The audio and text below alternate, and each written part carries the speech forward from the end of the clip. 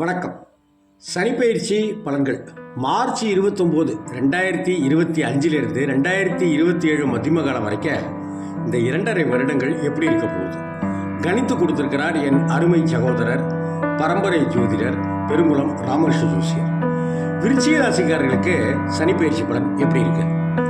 எல்லோர்கிட்டையும் நல்ல பெயரை எளிதில் சம்பாதிச்சு விடுகிற விருச்சிக ராசி அன்பர்கள், நீங்க தோல்வியை கண்டு எப்பவுமே துவளாதவர், போராட்ட குணம் கொண்டவர், எதனையும் முயற்சி செஞ்சு வெற்றி காண வேண்டும் அப்படின்னு விரும்புவீங்க. மற்றவர்களுக்கு உதவிகள் செய்யறதன் மூலம் பட்டம் பதவிகள் பெறக்கூடியவர்கள், திறமைகள் பல கொண்டவர்கள் நீங்கள். சரி, உங்களுக்கு சனிப்பெயர்ச்சி எப்படி இருக்கு?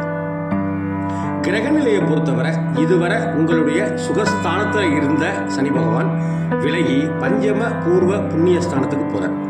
3ஆம் பார்வையாள கலத்திர ஸ்தானத்தையும் 7ஆம் பார்வையாள லாபஸ்தானத்தையும் 10ஆம் பார்வையாள தன வாக்கு குடும்பஸ்தானத்தையும் பார்க்கிறார். பலன்கள் என்னென்ன? பலவிதமான குழப்பங்கள் இருந்தும் திடமான சிந்தனைகளோட உங்கள் குறிக்கோள்களை நீங்கள் இந்த காலகட்டத்தில் அடைவீர்கள். வருமானத்தை பெருக்குவதற்கு நல்ல வழிகள் உதயமாகும். நிதி நெருக்கடிகள் ஏற்படலாம். குடும்பத்திலும் வெளிவட்டாரத்திலும் உங்கள் பேச்சுக்கு மதிப்பில்லாமல் போகக்கூடிய சூழ்நிலையும் ஏற்படலாம். எப்போதும் போல சட்டத்தை மதித்து நடப்பீர்கள். இந்த தன்மை தான் சில அன்பர்களுக்கு சாதகமான மேலிடத்து தொடர்புகளை எல்லாம் உருவாக்கி கொடுக்கக்கூடியது. இல்லத்தில் திருமணம் முதலான சுப நிகழ்வுகள் நடந்தேன். நீங்கள் சார்ந்துள்ள துறையில் புகழின் உச்சியை நோக்கி படிப்படியாக முன்னேறுவீர்கள். அதே சமயத்தில் கடினமாக உழைக்க வேண்டியிருக்கும். நண்பர்களுடைய குறைகளை பெரிதுபடுத்தாமல் அவர்களுடைய ஒத்துழைப்பை நீங்கள் பெறுவது நல்லது. உடலில் இருந்த நோய்கள் ஒவ்வொன்றா மறைய தொடங்கும். ஆன்மீகத்தில் நாட்டம் அதிகரிக்கும். எதையும் சிந்தித்து செயல்படுங்கள். சூழ்நிலைகளுக்கு ஏற்ப செயல்முறைகளை மாற்றிக்கொண்டு நன்மைகளை பெறுவீர்கள். பந்தயங்கள் போட்டிகளில் வெற்றி வாகை உங்களுக்கு கிடைக்கும். பெற்றோர் வழியில் நிலவி வந்த மன கஷ்டங்கள்லாம் தீர்ந்து குடும்பத்தில் குதூகலம் கிடைக்கும். நீங்கள் பிரபலமாவது உறுதி.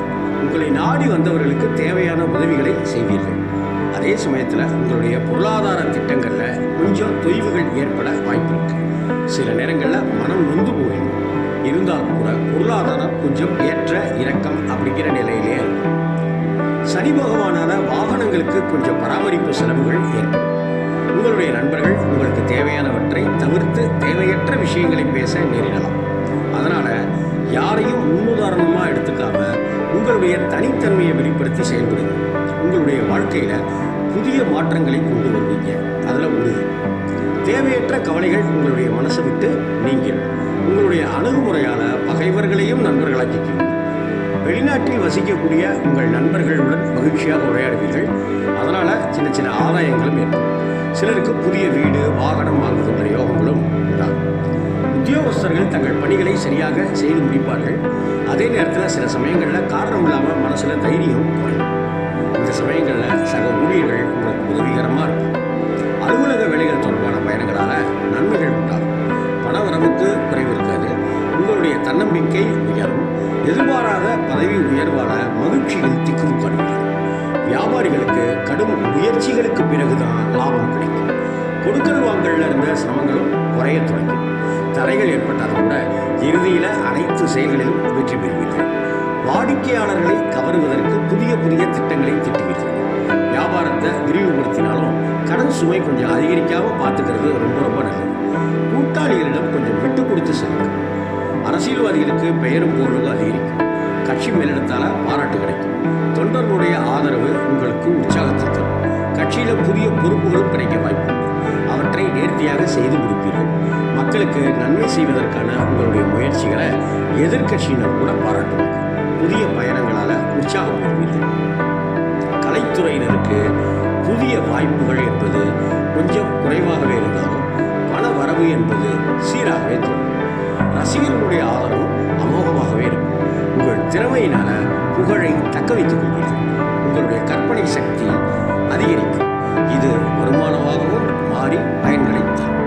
பெண்களை பொறுத்தவரை கணவருடைய அன்பும் பாசமும் அளவுக்கு அதிகமாகவே கிடைக்கக்கூடிய காலகட்டம் இது. ஆன்மீக சுற்றுலா, இன்பச் சுற்றுலா சென்று மகிழ்ச்சி பெறுவீர்கள். குடும்பத்தில் ஒத்துமை அதிகரிக்கும். குழந்தைகளாலையும் சந்தோஷம் கிடைக்கும். வெளிவட்டாரத்தில் உங்கள் செல்வாக்கு உயரும். மாணவ மாணவிகளை பொறுத்தவரை உழைப்புக்கு தக்கபடி மதிப்பெண்கள் பெறுவார்கள். கடுமையாக உழைத்து படிக்கின்ற மாணவர்கள் சாதனை செய்யக்கூடிய வாய்ப்பு இருக்கு. உழைப்பு குறைந்தா உயர்வும் குறையுங்கிறத ஞாபகத்தில் வச்சுட்டு இந்த படிப்பில் கவனம் செலுத்தும். பெற்றோர்களுடைய ஆதரவு உங்களை இன்னும் உற்சாகப்படுத்தும். வெளி விளையாட்டுகளிலும் ஈடுபட்டு வெற்றி வாகை பெறுவீர்கள். விசாகம் 4ஆம் பாதம். அனுபவ அறிவால வெற்றி பெறுவீர்கள். பணவரவு மன திருப்தியை தரும். புதிய நபர்களுடைய அறிமுகம் அவர்களுடைய நட்பும் கிடைக்கப்பெறும். வாகனங்களை பயன்படுத்தும் போது கவனம் தேவை. தொழிலையும் வியாபாரத்திலையும் எதிர்பார்த்த வெற்றி கிடைக்கும். நிதி நிலைமை சீராக இருக்கும். புதிய ஆர்டர்கள் கிடைக்க கொஞ்சம் சிரமம் இருக்கும், அதெல்லாம் குறைஞ்சிடும். உத்தியோகஸ்தர்களாக இருக்கிறவங்களுக்கு வேலைப்படு குறைந்து காணப்படும். எதிர்பார்த்த இடத்துக்கு டிரான்ஸ்ஃபர் கூட கிடைக்கலாம். அனுஷ நட்சத்திரக்காரர்களுக்கு குடும்பத்தில் ஒற்றுமை உண்டாகும். கணவன் மனைவிக்கிடையே இருந்த இறுக்கமான சூழ்நிலை நீங்கி மகிழ்ச்சி அதிகரிக்கும்.